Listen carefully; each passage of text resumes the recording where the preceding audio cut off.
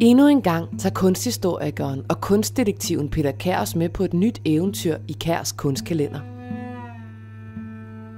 Han har fundet et maleri, der kan fortælle os om tiden, om kunstneren og om det helt særlige udtryk, som maleriet har.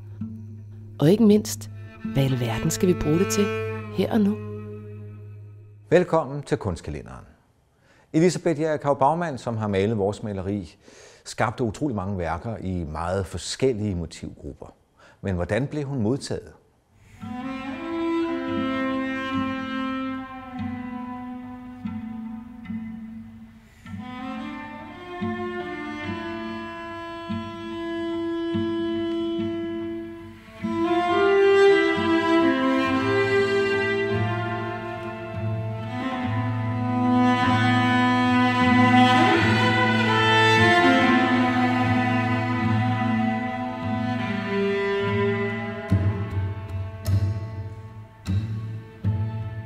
Dagens spørgsmål: hvordan blev hun og hendes kunst modtaget? Det kigger vi på i dag.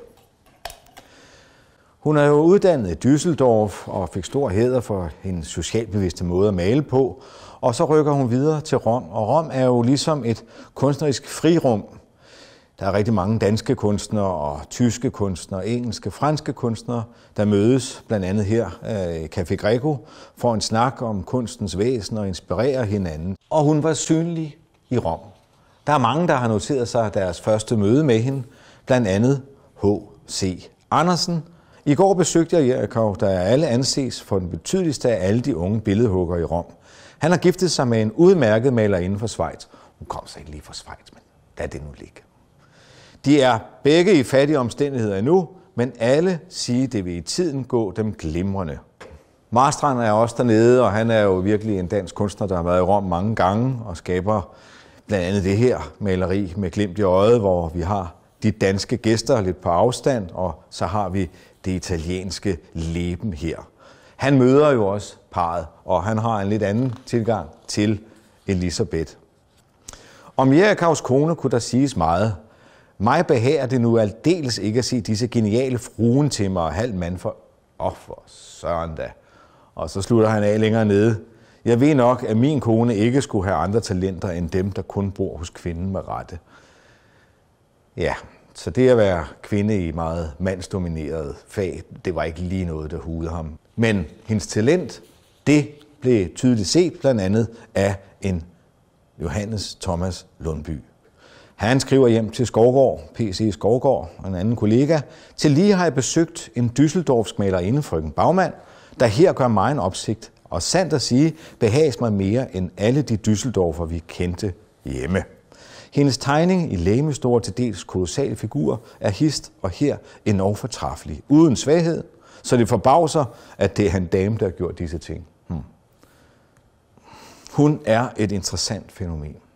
Og da hun kom til Danmark, så er den malerstil, der er gældende på det tidspunkt, jo lidt anderledes. Det her, det er jo Lundby, som udtalt, at han opfattede hende som et fænomen, men det var jo et andet udtryk, som var i spil der. Landskabskunsten, den boomede i 1840'erne.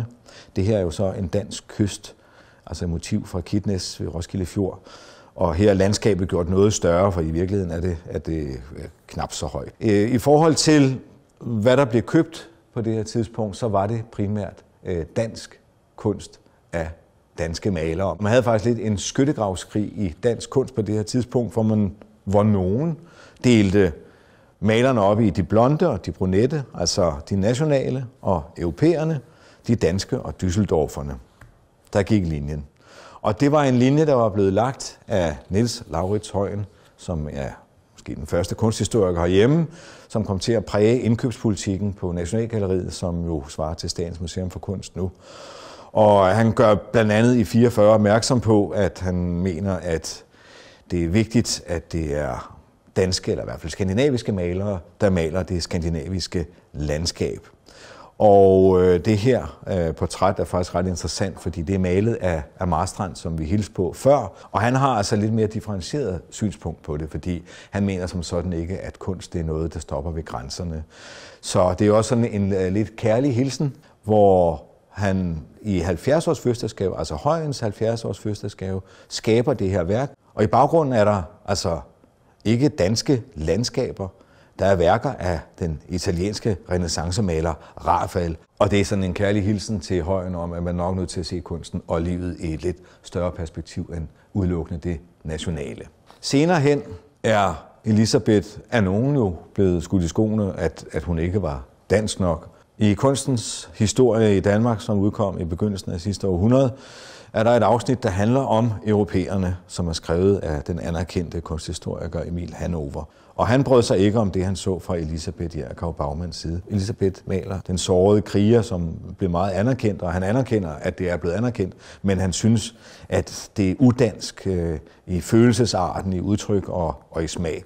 Det var bare ikke dansk nok for ham. Og så fortsætter han.